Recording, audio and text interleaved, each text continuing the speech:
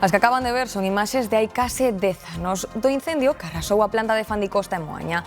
Hoxe reviviron aquel incendio cun gran simulacro en que se trataron de corrixir algúns dos erros cometidos daquela, en especial a mala coordinación que houbo entón entre os medios de emerxencias. Carlos.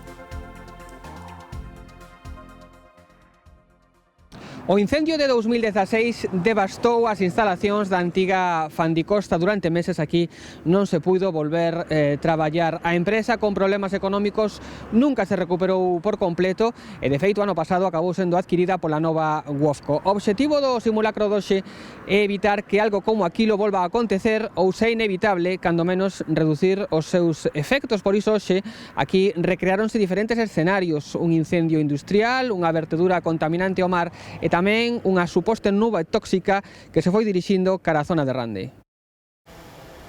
Volvemos a 2016, pero para facelo mellor. Hoxe hai outro incendio, falso, pero máis grave. De feito, a ubicación do incendio xa se puso unha zona media da instalación, co cual hubo que dispor dous puntos para ubicar o personal, dúas salidas.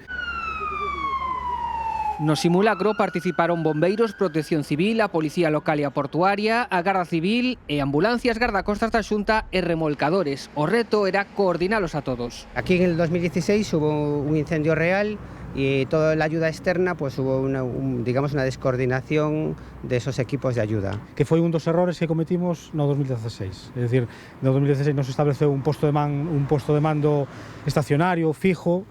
En esta ocasión sí, entonces todos as agencias, os medios intervintes estaban reunidos nun lugar concreto. Todas as órdenes partían dun mesmo lugar. Esta vez no simulacro morreu un dos feridos, pero o resultado en realidade foi moi bo. Sí, se aprendeu moito. Dentro do propio posto de mando está integrado todo o mundo. Eu teño información como responsable do posto de mando tanto de bombeiros como de autoridade, como policía local. Traballar en equipo e que faga falta falar o menos posible, non? Xa que cada un sepamos o que temos que facer ao chegar ao punto. Exercicios como estes son obrigatorios nas grandes empresas.